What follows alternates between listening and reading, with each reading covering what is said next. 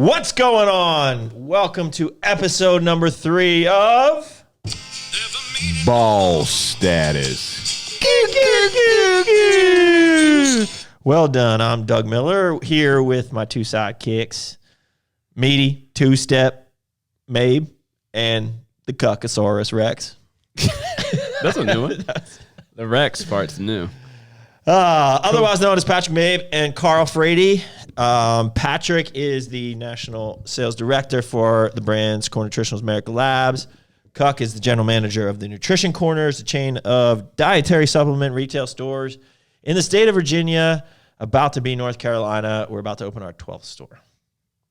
How do you like that for an intro? Dude, you're on like a some- roll today. that I was some, like, like sitting back. When you just have these moments, Yeah? I just like to sit back here and just watch. Just watch. Because you're the pretty one, Doug. Because you the pretty. Why do I got to do it? Because you the pretty one. You're the pretty one. All right, well, let's get in here. Thank you, Merica Energy, our sponsor, for keeping us hydrated, keeping us ready to rock. This is gonna be good. Carl, you just ruined the whole juju.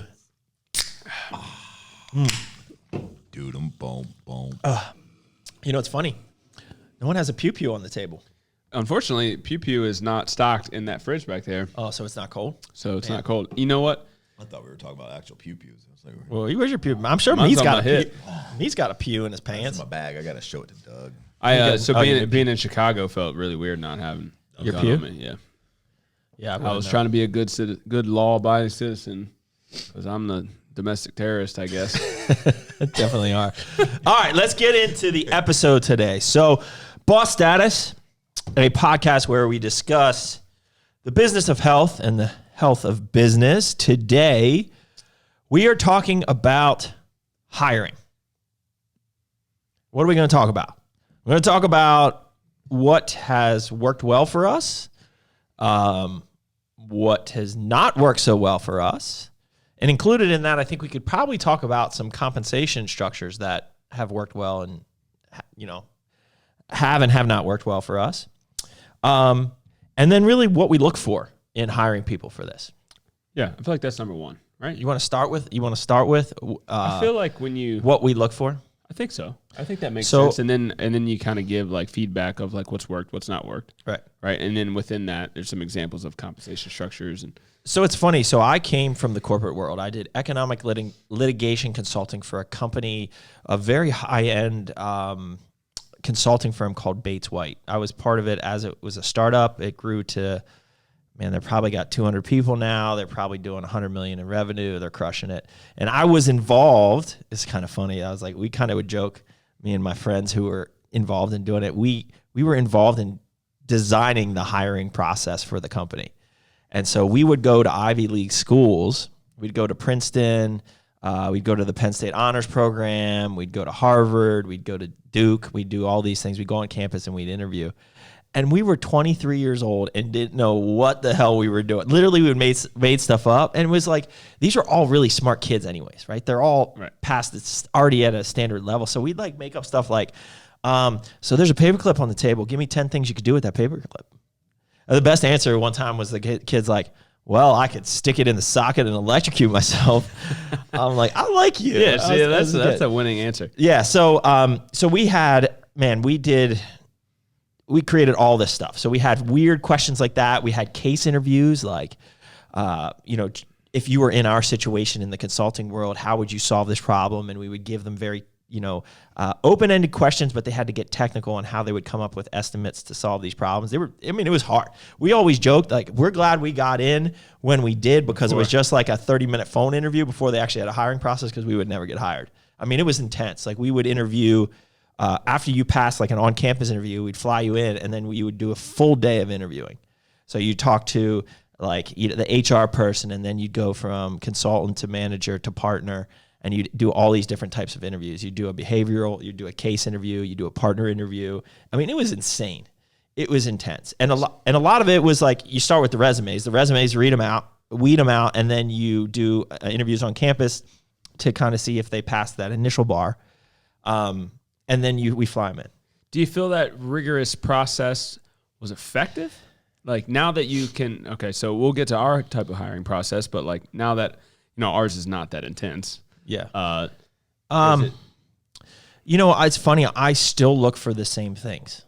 So it wasn't always the smartest person, right? Like I still look for the same things in hiring. So a part of it, so what we look for, or what I look for, I was asked this question at the Nut Bash the one time. Two of the things that I look for were the same back then. And it's one of our core values, the ability to figure it out, right? So part of the case interview, so you could ask somebody, give me a time when you had to figure something out that you didn't know how to do, and how did you handle that situation? Yeah. Could you have done something better? Like stupid behavioral interview questions like that. Or you could like walk them through like, okay, here's a problem. Here's a piece of paper. How would you figure this out? So like that today is the same for us. Like we look for people who figure it out. And unfortunately, the only real way you get that is kind of seeing it on the job and in practice. And that's why we bring a lot of people up through the ranks. Right. So that's one thing, is figuring it out. The other thing is it really depends on the position, but for the most part, somebody with an attention to detail and organization, not necessarily at an OCD level, but the ability for somebody to stay organize themselves, which is a display of discipline, which is one of our other core values. So it's discipline and the ability to figure it out are two of the biggest things that I look for, in hiring somebody, kind of across the board. I think the other thing that we did less back in the corporate world than we do now, and I would say maybe 10 or 15% of the interview back then at Bates White was about culture and core value fit, and would you fit in with us, essentially. And the other 85 was just raw metrics, like what was your GPA, how did you perform on the interviews, like things like that. Whereas here, I, at least now, am at a point where for me, it's much more about fit. It's 85% about fit. And then obviously there's certain jobs where you have to have those skills, right? You have to, if you're coming on board to do digital marketing, you got to have digital marketing skills. If you're coming on board to do graphic design, you have to be trained in graphic design or photography or videography or a web design or whatever. You're going to have those skills. But for the most part, especially in a retail store where a lot of it is interaction, customer service, and giving them, a great experience, a lot of it comes down to sharing the same core values. So I think we've come to a point where we have really found that it's true. We look to get the right people on the bus, right? So this is, again, we will come back to on these podcasts a lot, Jim Collins in his book, and he'll always talk about first you get the right people on the bus, and then you use those right people to help you decide the destination, right? And I think we do a good job of that, or at least we try to. So figuring it out is something I look for. Discipline is something I look for. Sharing the same core values and passion is a must and something that we look for. And those really, honestly, are the three biggest things.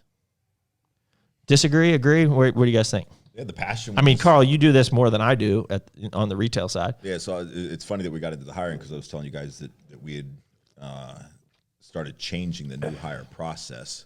That I wasn't completely confident that new hires were actually being interviewed, other than hi, who are you, and basic stuff like asking some really important questions. And so one of the things that I always remember asking was I would talk to somebody about what's their supplementation protocol, and it's like, I take protein after my workout, and I do creatine and a multivitamin. It's like, well, that's great, but that's not who we are. You're the guy who wants to go buy a car and you're content with its performance off the line, whereas I'm the guy who wants to go 8 seconds, in a street car, and or the guy that wants to go 3 seconds, So you either have to really love supplements and picking it apart. What's this do? And well, if I tweaked this formula this way, or that's a big thing that I look for, because that's what you're surrounded by all day is supplements. So you would say on your side, your number one is passion.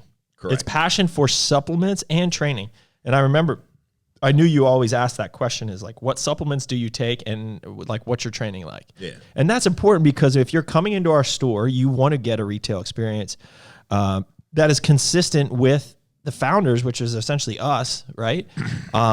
And if it doesn't share those same core values and tell the same story, they're just not going to get the same experience. So if you have somebody who's hired who just like takes a protein powder and doesn't get excited about that, and barely trains, that's not a good representation of the passion from the top. Yeah, I mean, I've always said, hey, I'm not looking to hire, Doug Miller. I'm not looking to hire, a fitness model on the cover of a magazine. Is that what I am? Is that just all I am to you? Is a fitness? Just, but it's like I'm painting the picture like, hey, I don't want. I'm trying to figure out which is. I don't even know which is. Bodybuilders in there, right? It's like, and at this day and age, I really don't want anybody who wants to compete because. It's a distraction. It is, and I've talked openly about this with my teammates. It's like they're not mentally tough enough to compete. I've seen people get divorced because of competition, lose their job because of competition. They put everything first over competition, so it's actually a distracting. Yeah, I mean, I would say that the flip of that is it does show at least a level of discipline, right? Like that is totally that is key. If they can juggle, if they can balance what he's saying. Also with the competition, right? If you can see somebody get through a competition and perform high in their job, right, then you have like a winner there. Because it is great if they can compete, and do that, because it does take a lot of discipline to be able to do something like that. But it can't be like that's it. That's all I care about in life. Everything else becomes last place, And but going back to it, it's like you have to have that love affair with supplementation. And you have to have that love affair with whatever it is that you're training. You have to love it, right? We always joke like how many people would actually work out if there was no Instagram or whatever. We grew up and there was no f***ing internet. We lived in the muscle mags. You couldn't wait to open up a muscle mag, and now it's booty shot, and the guys are just as horrific as the girls in the gym. And so it's do you really love to train? Whatever that might be for you. Do you really love that? And so that's one of the things that I talk about with the team is that when you ask people questions about what their passions are, do they come alive when they talk about that, right? Like, I want to collect an ant farm, Well, cool. If you come alive about your ant farm, it's going to have a Ferris wheel and it's going to have a train for them. Like, cool. I love that. But it's like, yeah, I want to become a doctor, and it's like you're just so monotone about it. It's like, cool, that's great, but you have no excitement. That means you're not going to have excitement to talk to somebody about fitness and supplementation and things that are going to have to change their life because you don't even believe in it. It doesn't resonate with you. I mean, I think that's probably consistent with my order. I talked about ability to figure it out and the attention to detail, but passion has got to be first. That goes so far in overcoming all your other faults, because if you're really passionate about it, you'll dig deep and figure out what you need to figure out. So, and we've grown too. So we've kind of adapted. So in the beginning we were kind of looking for bodybuilders, but then we recognized like, okay, not everybody. No, then we got away from it. And then now I feel like we're going back to it a little bit. So I was about to say though, I think at least from my perspective, our focus is more on the crush it lifestyle. Correct. Right? That core value number one. Yep. Right? So we can name a couple people in this building specifically that aren't bodybuilders, that don't actually work out. Like POV works out, But I think that, No, I'll call out Tyler right now. Tyler is on a path to try to get back into the gym. But he has a crush it lifestyle mentality. Yep. So whatever he does, he's going to try to do all that he can to be the best at that, right? Like that's more important now than it was before. Before it was more like it's got to be about training. Yeah, but right? I think the one thing that even we see in the warehouse, like I really do enjoy seeing people that get excited about the supplements and the training. I think that's still important. I think it's like a bonus star, right? Like if you gold star, it's like a gold star, which we'll get to in a second. It's almost like a bonus, right? Like some people, we do have, some people that just want to pack boxes and want to have a job, but for the most part, we want somebody who's passionate about us and passionate about share the same values in terms of their interests too, and that's training. So POV is like 120 pounds soaking wet, but he still trains hard. I remember the day he came in. He was so excited. He wanted to show me this squat video that he squatted 315 pounds. He almost buckled. He almost collapsed, but he did it. And he was proud. That was awesome. Yeah.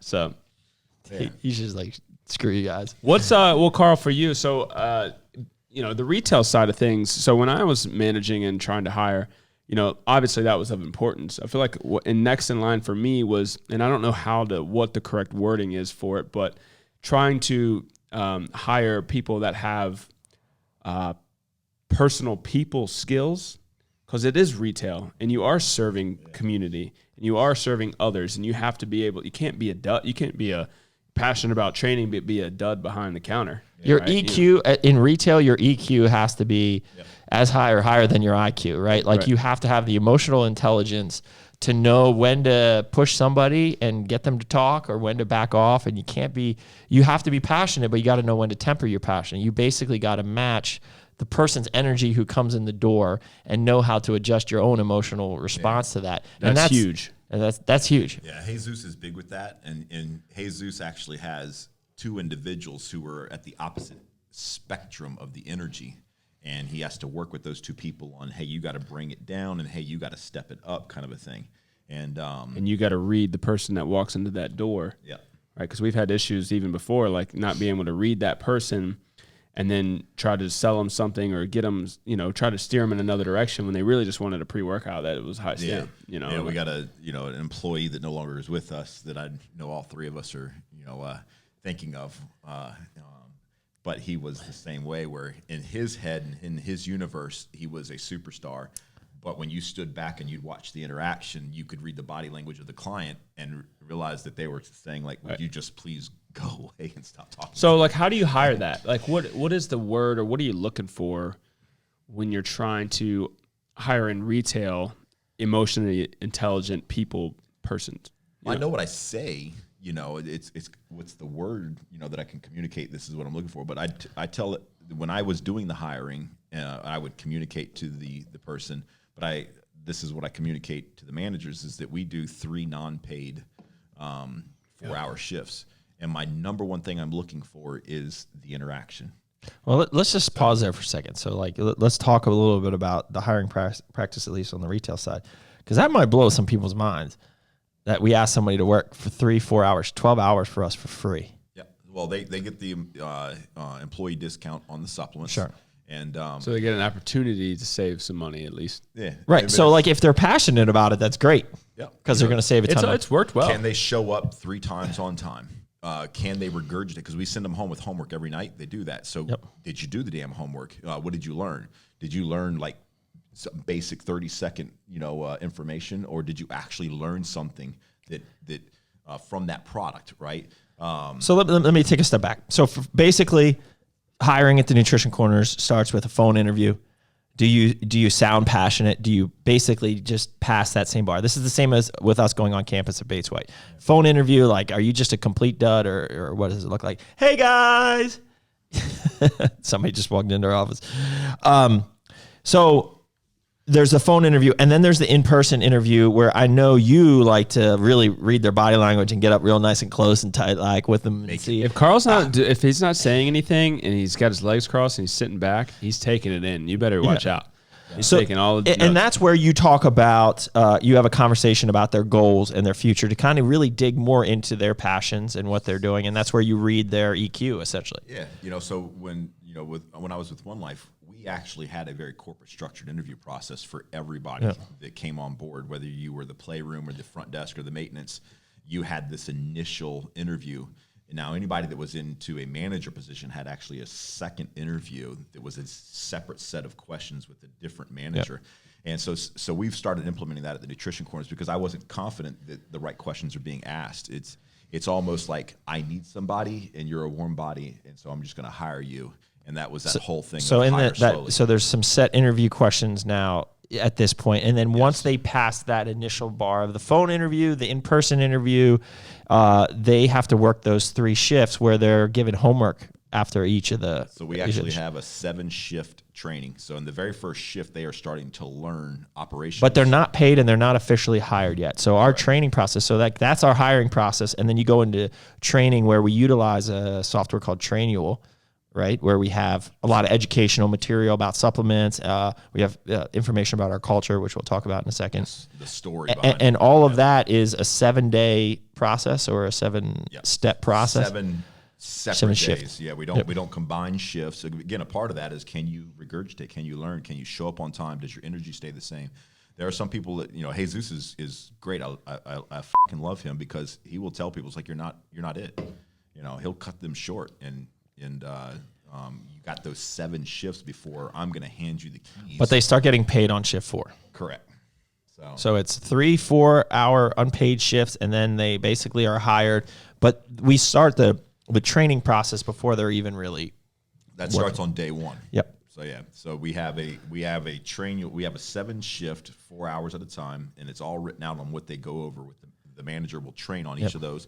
That's all signed off on, and then Trainual backs that back up that they have to complete within 3 weeks of. So they're actually tested on in Trainual. So one of the things that is basically we do along the process of the hiring process, the training process, that all along this is enculturating them, right? Like, this is the important thing. So that, one, you look to see if you think they share your same core values, but then you drill it home, right? Like, you have to keep telling your story. And we've gotten a lot better about this. Carl makes me do this a lot. I feel like in managers meetings, one, we open it up to questions for me. And 2 is like, you give me an opportunity to say what's good, Carl.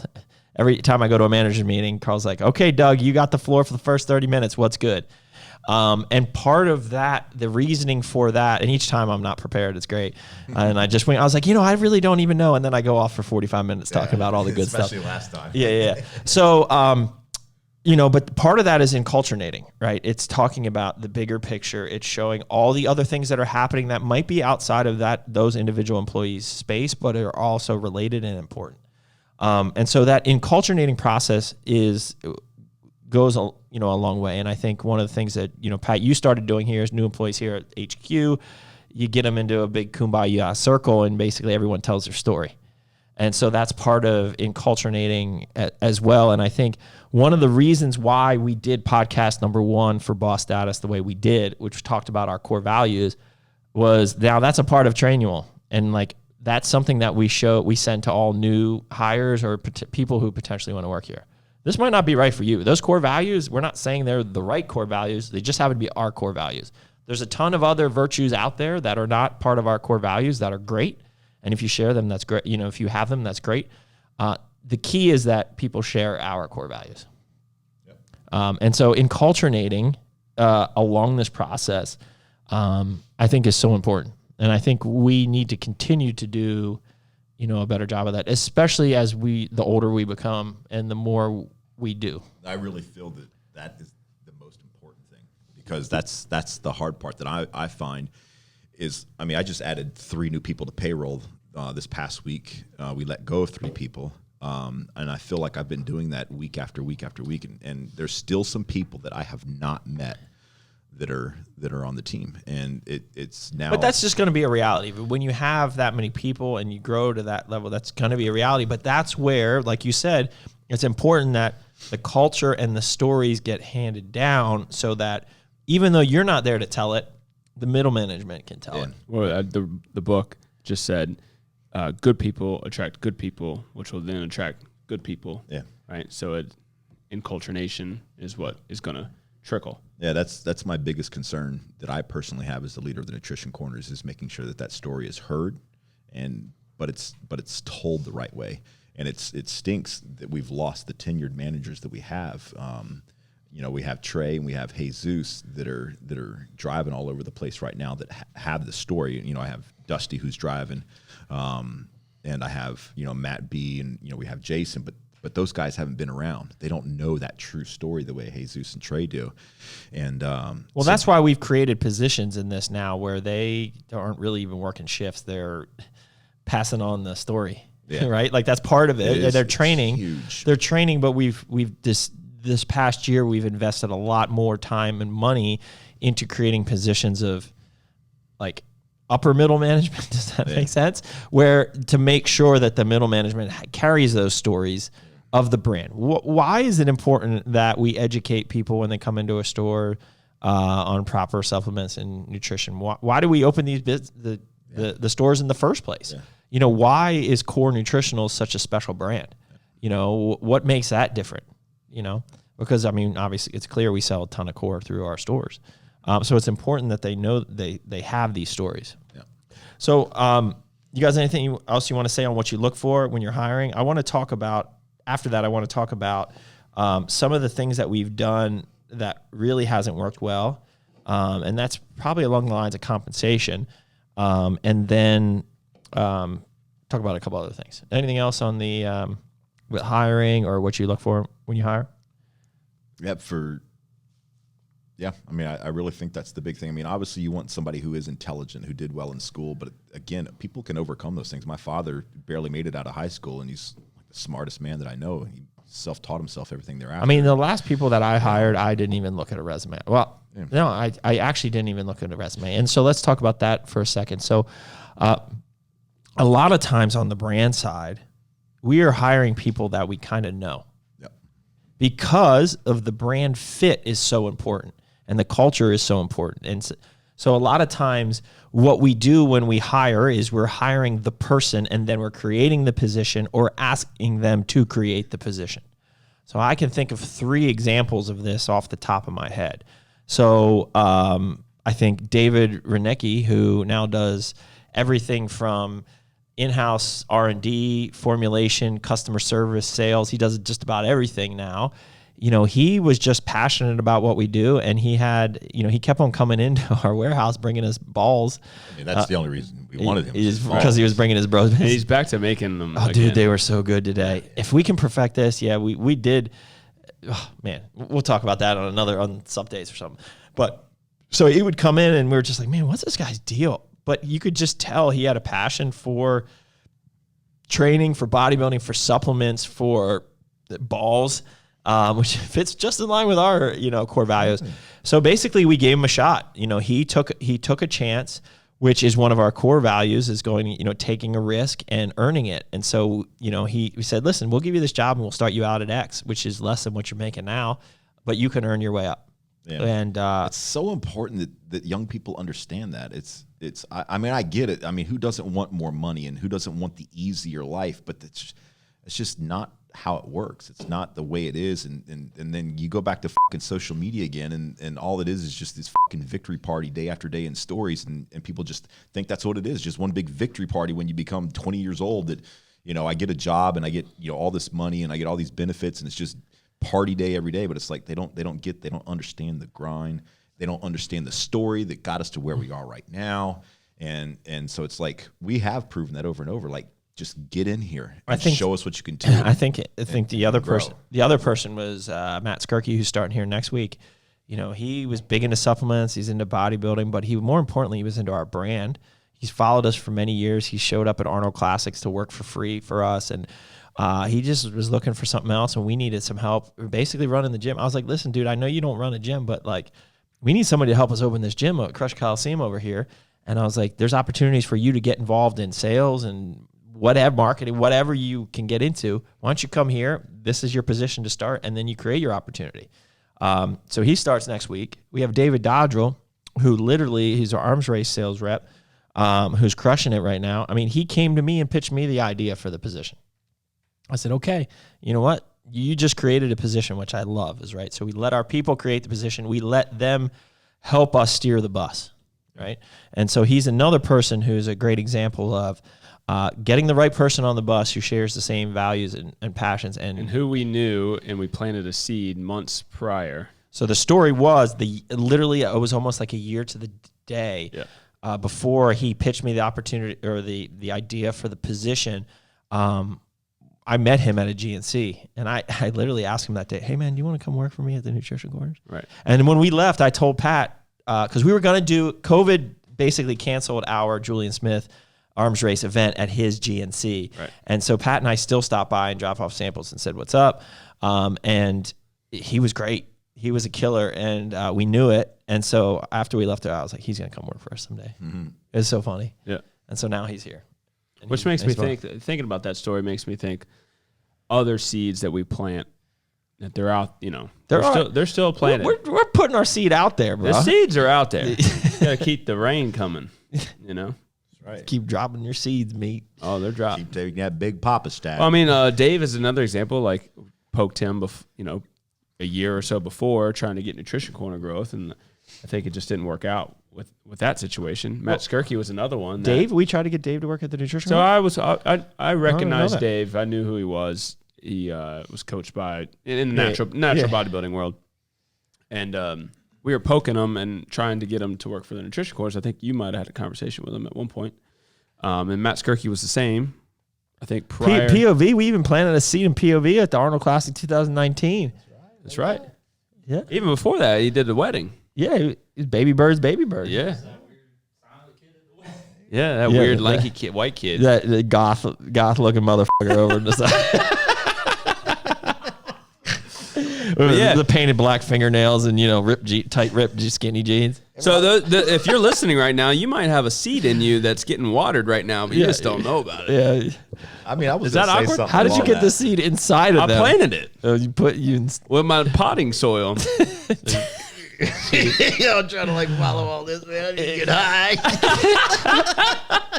Carl really wants to do an episode of this. Totally. So episode 5 should just be I'm high. I'm fine. Dude, I'm telling you. So it takes 45 minutes to maybe an hour for that 50 mgs of Delta 8 to kick in. But when it kicks in, it's just like a wave that comes on top, right? So I mean, let me also tell you, we're way distracted right now. But so across at the National Association of Convenience Stores Expo just last week, across the street was Ooze. Across the aisle. Ooze is a THC paraphernalia brand. So they basically make THC pins that you screw your stuff in. I don't know all the intricate details, but you use their item to then smoke oil, marijuana, or whatever, or Delta 8 stuff. And he was kind of the opinion, he was saying, you just got to be careful with that stuff, man. You just don't know what's in it. And he said, cannabis, I get my highs from cannabis and I enjoy it and I feel in control. Delta 8's a trip. It's just I can attest to that. You just straight trip out. He said you got to be careful with that stuff. So it's fair warning, Carl. Sounds like a good time. But I think we'd all take it like 45, 30 minutes before. That way the podcast actually starts off in a serious note. Yeah, and then the giggles. And by the end, 30 minutes knows? of laughing. Well, the last time we did, we went live on social and the internet almost broke. You went live. I couldn't believe that. It was live with the cuck. Anyways, reeling it back in.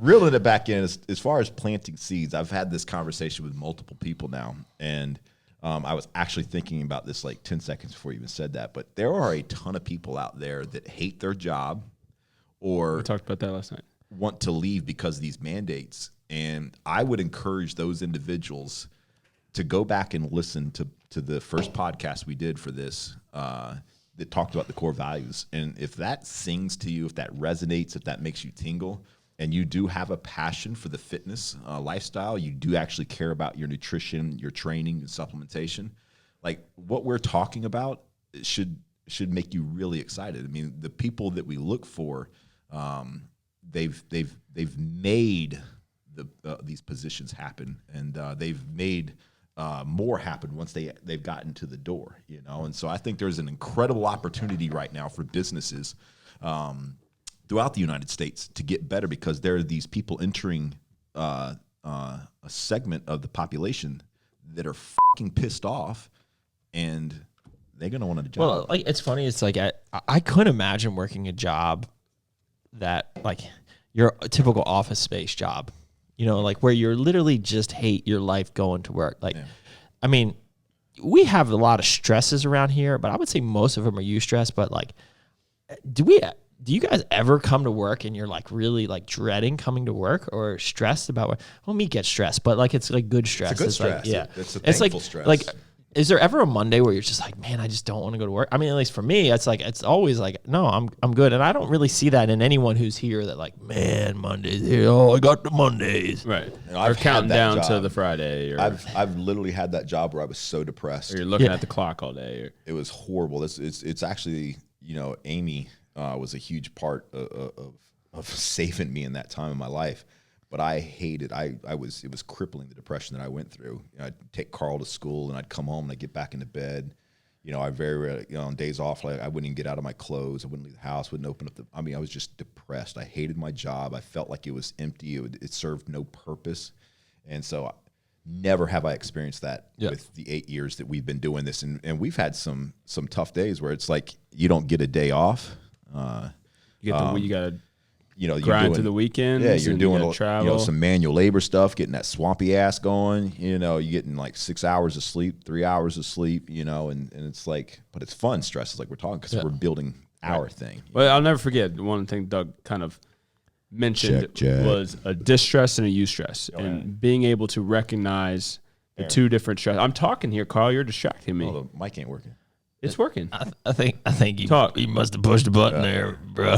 We got a loose connection. It's working. What do you mean? Bro, it's just your sound. You're good. All right. I don't know. Just play around. Push some buttons. Yeah, so your headphones aren't working. Yeah, headphones aren't working. Oh, yeah. Oops, wrong button. We're back. Are we back? Did you hear that? No, so I'll just sit here. We're Hold good. on. Let me plug you in. Oh, there we go. There we go. Oh, I was jiggling your cord. You know what I'm saying? jiggling my cord. Yeah. You dirty Doug. But your microphone works. Now everything's Did you working. like that? Oh, yeah. That's 2 and 30 seconds. Oh, man. Distress and eustress, Yeah. and being able to recognize and differentiate the two of them, right? There's stress in your life. Cortisol is a hormone. It lives, and it actually can be a good thing, right? But recognizing if it's a positive thing, eustress, or if it's a negative thing, it's distress, and not turning your eustress, which I do a lot, into my distress. I get overwhelmed, I get anxious, and then it just all collapses, and I'm in a distress moment. We know Carl and I will be like, yeah, just leave him alone today. leave him alone. Let him be. Just let him be. I like thinking about the hamster that lives up there. Oh yeah, there's those fat little chubby thighs that just smoking. I mean, we were on a tight schedule today, and it's like it's 1:15. I'm in this room, and I just hear laughing. Oh shit, we're laughing and we're trying to watch the Cuck that stole Crushmas videos. We're having a good time. Me's like, guys, I got 2:30. I got to talk to him.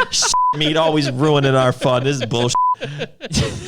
So yeah, so eustress and distress. Yes. And I'm a good example of not differentiating the two, and I'm still figuring it out. So let's talk a little bit about compensation on the retail side, because I think this is actually important. So is this a lesson? Is this part of I think it's just part of the hiring process, because you're figuring it out. Yeah. So one of the key values or the key things that we tell people about our stores, and I think this is very important because it separates us from other stores, like different chains of retail stores that might get paid a commission or a spiff based on selling an individual product. The GNC has changed their ways. Back in the day, like if they sold a hydroxycut hardcore, that sales rep gets like $9 or something spiff, like something crazy, right? So they're pushing products that aren't right for the person. So when I started this back in 2010, the idea was to pay bonuses based on sales, so performance. So we set it up as average daily sales for a month, and I believe we started out quarterly. Actually, it wasn't even a monthly bonus; it was a quarterly bonus based on average daily sales. Yep. And the idea was, sure, you want to sell product and educate people, but you don't want to push any particular brand. So I think the important point to note is that, Core Nutritionals is not a house brand of, or Arms Race or Merica Labz of the nutrition corners, because the guys get paid the same whether or not they sell Core or, I was going to say Muscle Tech, but we don't carry Muscle Tech Core, or any of the other. They're only selling Core, let's be honest. No. Any of the other brands out there. Let's give somebody a bone here. Yeah. Glaxon. Glaxon. They're sponsoring our next managers meeting. So Core, Glaxon, they get paid the same. Revive. Yeah. So and Sport. So that's MTN. Yeah. Oh, there you go, Carl. Just go. No, you can stop. Yeah. This is a core. So that that was important. Excuse me. But one of the things that we found, especially in this, I was going to say millennial, but like the Gen Z is really who we're hiring right now. Like when does that start? I'm just curious. Early 20s? I thought it was, I'm saying like the people that are 1999. I think that's based off that. So like early 20s. So Gen Z is, well, there's a couple things going on. And so the problem is they wouldn't get their bonus or see the fruits of their hard work for a quarter, which is a long, it's just a long time. Now that's the same thing we do with you guys now, but it's a little bit different. And you guys are a little bit. Well, we came from that. You came from that, too, but now it's monthly and trued up. Sure, yeah. But you came from that structure. So, but it's every quarter, right? So I believe we then changed it to monthly. So they're getting it more regularly, split up, right? So a smaller bonus, but more often. But then we got to the position with the point where we were, and in fact, we were meeting with it was essentially a consultant, right? Jim, we were meeting with Jim and we were talking about like, how do we get these guys fully on board? How do we motivate them? How do we, and part of this, I think we got better because we started hiring better people, but part of his feedback is the generation now wants to see immediate feedback, everything's immediate. Buy on Amazon, get it delivered in an hour, Instagram, get your likes right away, your high fives right away, all that. Well, that's the same thing with a job. They want immediate feedback and they want to see immediate reward. So we dubbed it, probably not so, it wasn't a great idea. We dubbed it the Gold Star system. Well, I think the Gold Star was supposed to be an internal thing, but then it became like, it's called the Gold Star system, and you get a star, and you get a star. So we joked, we like these kids just want freaking gold stars all the time. So you know what? We're going to give you a gold star for this. We're going to give you a gold star for this. And every day we're going to give you a gold star, or a gold star, or a gold star. So we started calling it the Gold Star system. Figuring it out. So our bonus structure. So we looked at certain KPIs, right? Just making sure I didn't lose one of you guys there. So we started looking at KPIs, and one of those things is average ticket value. Obviously average daily sales, things like that. And so we set up these. We basically looked at the numbers and we figured out a way where at the end of the day, it was maybe a little bit more expensive for us as a company. It always worked out to where they did get paid more. We made sure that they were better off, but we wanted to reward them on a daily basis. So if they hit, a $70 average ticket that day, they got their average ticket bonus for that day. It's $4 or whatever it is, right? Depending on how high over that mark was.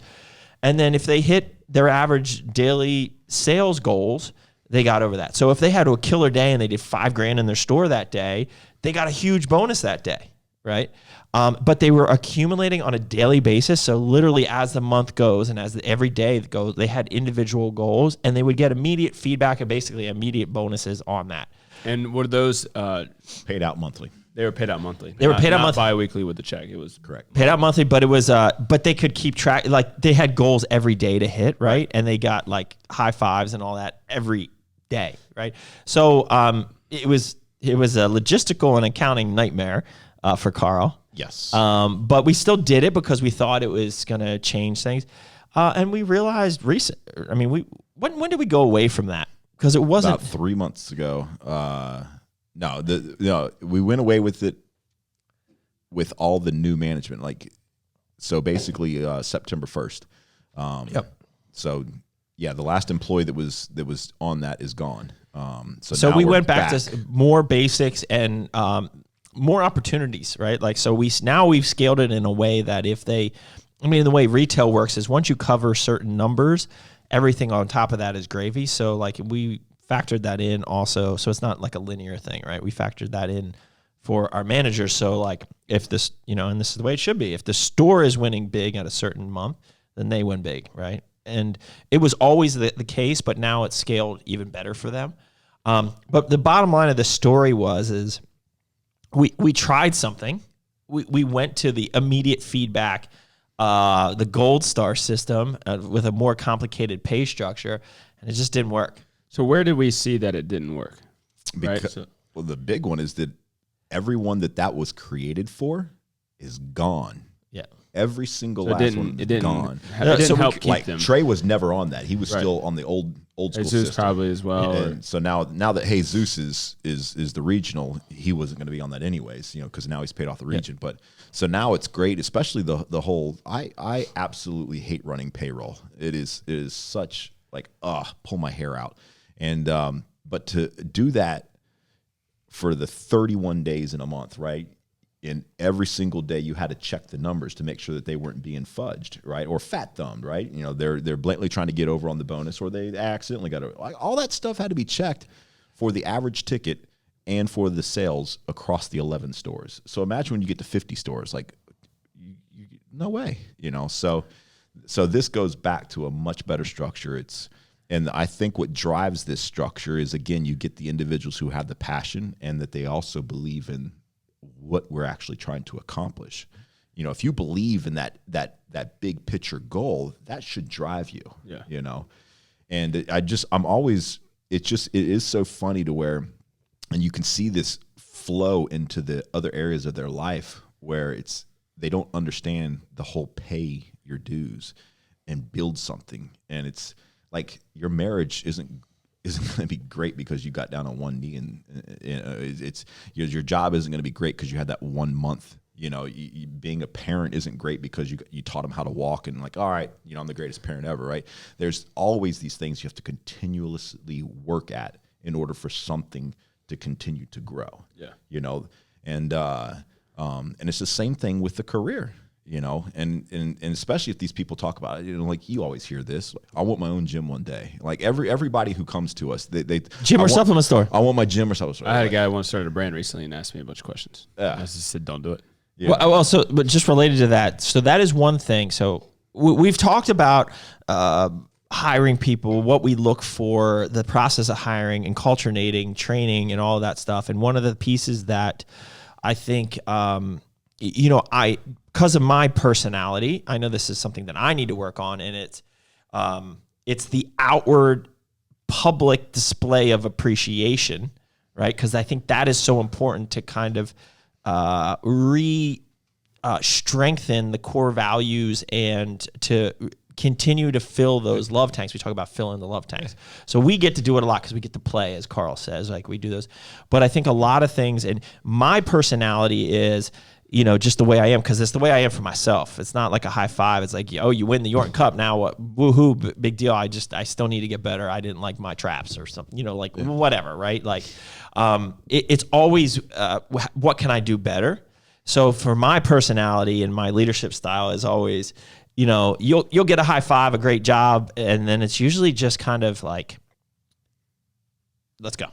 You know, and then there's the financial component of appreciation and stuff like that, which I'm not talking about at the moment. I'm just talking more about the high five and the recognizing. And I think we do this on the retail side. We used to, and we need to bring it back. We used to have like the nut of the month, where we would give out a big sword and it would stay anything. I think that is something that we absolutely need to bring back on the Nutrition Corner side, especially with this new crop of managers. So we need to do that. I'm working on something special that you guys don't even know about for the brand. You said this a lot. For the brand side. Well, I think it's really cool. You might think it's kind of cheesy. You might think it's not as cool. I like cheesy things. I want to get around and hold circles. Circle jerks? You want to stand around? Hold hands and sing Kumbaya. I like the team rah dumb stuff. So I would say I'm hoping by the end of the year I'll have it in place, but it'll be a way for me to very specifically and outwardly show appreciation at a very particular point in time,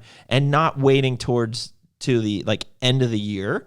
It's like, if you did something kick-ass today, we stop what we do. We stop what we doing, boy, and we celebrate that. You know what I'm saying? Damn, put it on a cracker, dude. Put that shit on a cracker, dude. Oh, so hold on. Side note, real quick. I did send an email to and asked if we could send some samples. That would be great. If I don't get a response, you're gonna have to beep that out because we don't want somebody stealing our info. Beep, beep, beep, beep, beep. Anyways. I do have his address from the product that we ordered, and if I don't get a response, I'm still going to send. Mouth so they can't read his lips. I'm still going to send a. I think we should just send a care package. Totally. Anyways, So anyways, I think that's an important point of the whole life cycle of the hiring, what to look for, how you train them, the environment, and getting them in the right culture, and then reinforcing it with small tokens of appreciation. Again, I'm not talking about the bigger picture of compensation and all that, which is a whole other conversation. But I like that you're talking about that because it. Well, so what I'm creating also you will be able to carry over to the nut corners. Because that's the part that I talk about. Like, I want to be able to meet everybody that works on the team. Yeah. You know, it's because they need to when I come in and say something on Slack, and say, hey, great work today. It's better when it's done that face to face, but it's also great when they know who I am.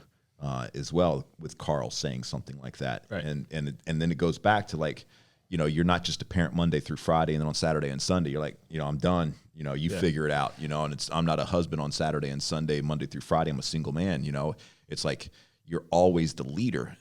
And that's the big part I talked about with everybody that just came on board. It's like, this really shouldn't be a contract about manager. This is a contract about leadership. They're like, when you sign this, you're saying that 7 days a week, 365 days a year, I am in charge of these 4 walls, and I am the man or I am the woman in this community. And you can't just take your hat off to that. And so it's the same thing. It's like filling the love buckets and the love tanks. It's like, that's a part of upper leadership, is to be there to do that. And we can't just stand back and say, well, that's not my style. Yep. We have to say, hey, look, that is so important, because that invites them into this story. Absolutely. So just to summarize, getting the right people on the bus involves, at least for us, looking for very passionate people, number one, looking for people who know how to figure it out, and looking for people with, at least for me, is one of my big ones, is attention to detail. So that it comes down to discipline. So discipline, passion, figuring it out. This is an environment where you have to earn it, but it's also an environment where you can create your own path, and we encourage that. So we get the right people on the bus, and we let people, kind of create their own path and their own opportunities. And that's, I think, the cool part about working here is that you get an opportunity. If you have an idea, there's no idea too stupid, like CODG, one of our other core values, cannot dream God, like, bring it to me. Maybe we can, run it up the flagpole here and figure it out. Like Dave's balls, right? That first run of we failed. Like, those balls went bad. Our manufacturing process messed up, and it cost us well into the 6 figures, right? But we are continuing down that path, and that hasn't let up. That hasn't discouraged me from allowing Dave to move forward on perfecting his balls, and anyone else from bringing an idea towards us. So I think, yes, you have to earn it, but you also have the opportunity to earn it by creating your own path. And the big thing is making sure, having passion and all that, but it's also, most importantly in this whole hiring process, is having a culture fit. And if you're not living the same lifestyle that we are, it just won't work out. And I think that goes for any small business. Yeah, I want to touch one thing on the compensation. I don't really know how it flows in with this, but I think it's something that's important that people hear, but it's something that we talk about as well. And I think it maybe hits a little bit more through the retail side of things because of the bonus structure and how that works out. But I've been open and honest with my team and even on social media about my woes with my finances and declaring bankruptcy, and the things that I've learned from that, and the disciplines that I put into place that helped me live within my means. And again, I think young people have a struggle with that because, one, I don't see finances and how to grow your wealth being taught in any level of school. And I think most millennials had problems with that, and they're teaching Gen Z, and so they're not learning. And so a big thing I go over with the team is that your money that you make is yours, right? Stop looking at what's going on elsewhere and living that lifestyle, because that's not your lifestyle. And no matter how bad it gets, it's not as bad as what you think it is. But we had a meal prep company in our stores. It's $12 a meal. I looked at the stats, and the employees are the one buying a lot of these, which drove the margins down. And I made it a non-discountable item. And they were paying $12 for a fucking meal. I see this Pokemon being bought by people, and yet complaining about the money, and going out to eat and buying sushi every week. The new shoes, and someone went out and bought a car. It's like, dude, that's not your lifestyle, right? You haven't set yourself up to live that lifestyle. It's not your lifestyle yet. Correct. You haven't earned it. You haven't earned it. Yeah. Well, it still is not your lifestyle, right? I think that's the big problem with social media, is that people see somebody else's lifestyle and they want to be that person instead of creating they're their sabotaging own lifestyle themselves. They're sabotaging this opportunity. The reason why they came on board with the Nutrition Corners or the brands, because they believed in the culture. They believed in the bigger story. They wanted to surround themselves with fucking winners. But then they go out and they get caught up with irresponsible decisions with their money. I mean, I remember when Carl was born, I worked 3 jobs. I worked 7 days a week year round. That was my life. That's what I had to do in order to make ends meet. And well, it's funny. You give them those spreadsheets, like you give some of these younger guys your spreadsheets and stuff, and it's like, You know, I was thinking about it, and it's funny. Like even to this day, I still have spreadsheets that I fill out every month. Yeah. Like it's crazy. And I don't need to. Like I really don't. Budget spreadsheets. Like personal budget things. Like I still make Steph put all her receipts of the credit cards like on my desk, and I still will enter them into my spreadsheet. So I looked at my spreadsheet. It goes back to 1999. So I started doing this like not 2001. So literally when I started at Bates White in May of 2001, it has literally every expense that I've ever, like, it's not even QuickBooks. It's lines in an Excel. And I have that back for the past 20 some years, just like my training. And you have to, and now it's such a discipline. You have to think about it to recognize that it's a discipline. And you know, sometimes it's been helpful to know, like, when did we buy those curtains? Where did we get those? And I'll Google, I'll just search for curtains, and it'll go back. Oh, 2008, we bought the curtains at Burlington or something, you know, like, but just weird shit. It's like your logbooks, like you have 20 years worth of logbooks, right? And so we go back to Good to Great, and he talks about rinsing the cottage cheese. Yes. Right? And it's like, that's the discipline that dude thought got him where he was at, was because he rinsed his cottage cheese, and you do that shit over and over and over and over. And that's the big part of like why we tell people, like, get your logbook, write that shit down, you know, and it's like inspect every single solitary penny that comes into your checking account and every single solitary penny that goes out of your checking account, and look at how you're spending your money. And, you know, we were doing that, you know, a couple of years back, Amy and I, and, you know, she was spending all this money on Starbucks, and I was spending like, what, $800-900 a month on supplements between the two of us. And it's just at like, cost. You know, at cost, you know, supplement king in my pantry. And it's like, all right, kicking the nuts, you know, this got to come down, you know? So it's, you have to learn to live within your means. And it's like, and I'm talking to people that want to join our company. It's like, you know, even if you want to join somebody else, it's like, if you're going there because you love the people, you love what that company stands for, it's like, get your foot in the door, live within your means, and then create that opportunity. Money will come. Money will come. Money will come. Like the biggest thing that I had talked to Spencer, then a new hire with us. Like, he's 25. I'm like, sacrifices are now, right? Give yourself, like, anything, like 5, even 2 years, 3 years of just sacrifice towards a passion that you want to get better at, and not focusing on money. Yeah. Obviously focus on personal finances, so that way you can, you know, stay afloat. But the money will come because your focus is so ultra focused on something that you're going to be successful. Yeah. All right. And then people, they can't grasp that anymore. No. I mean, it's like going out to eat. It's not a fucking right. You know, having a $200 pair of shoes is not a fucking right. You know, having a hobby where you go out and buy Pokemon cards is not a fucking right. You know, it's like, it still drives me crazy to see grown ass men, you know, Pokemon cards, and grown ass men like busting nuts over these PS4s, and like, I just but don't grown get ass, it. but it's totally acceptable for a grown ass man to spend $700 on ammo, which I might have just did. Damn right. Yeah. I literally just spent $257. It's like, all right, yeah, you know. But it's like, but bottom line is, whatever those things are for you, I don't care if you like to collect dolls and you're a grown ass man. It's like, live within your fucking means and stop putting that on. Yeah, if you can afford those dolls, collect the dolls. Collect those dolls. I mean, if that's what you like. Brush their hair every night. You do that. You know, put a little whatever. But bottom line is, it's so aggravating to see young people come on board to this team. They're super high, but then they can't live within the means, and they want to bitch and moan that because they don't make money, they can't do X, Y, and Z as far as growing a store, you know? And it just, you know, learn to live within your means. That comes back to the core value of earning it.